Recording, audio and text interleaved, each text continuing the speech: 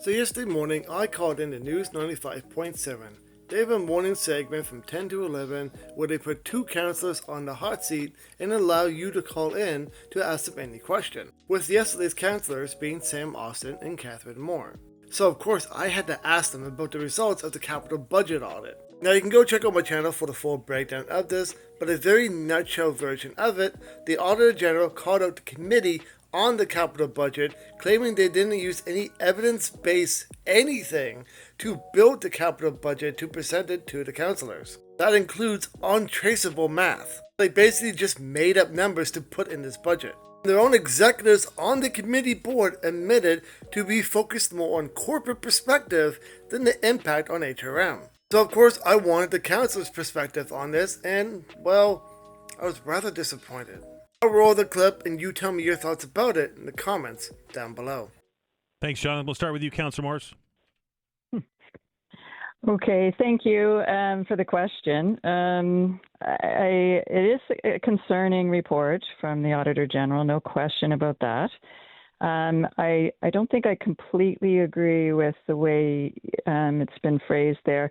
There are a lot of things going on at HRM to do better planning for capital projects. In the last year or two, we set up the Major Projects Office, and we have teams that are, trained to look at larger projects because we are starting to build and procure larger projects than we have in the past.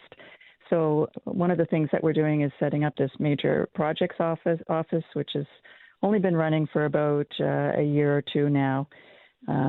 So that's one way, and that likely wouldn't have been part of this audit.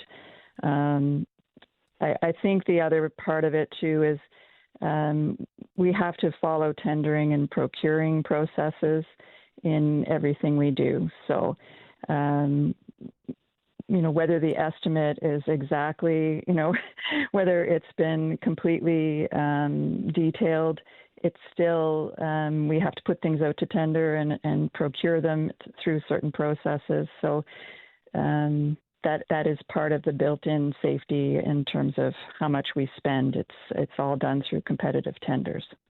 Councillor Austin. Oh, there we go. Same reaction as Kathryn there for me. When I saw this, it was like, oh, well, maybe this is why some of our estimates, you end up seeing them come back to council looking for revised dollar amounts because, apparently our estimating and project planning on the front end leaves some stuff to be desired.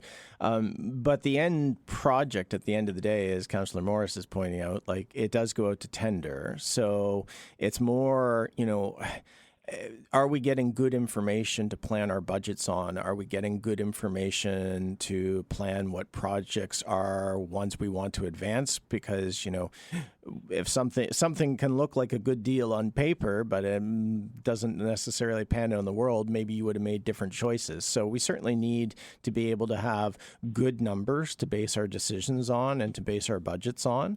There's work to be done on that, clearly, that the AG has identified. And so I think that's important to sort out. But the end projects out there in the world, we've actually had some good successes. I think of the pool on the Common. I think of the Cogswell, which were very much, projects that were on time, big amounts of money, and delivered on budget. So not everything is broken there, but we definitely need to tighten up the estimating because that's the first step, and that then shapes council's decisions. Thanks, Jonathan.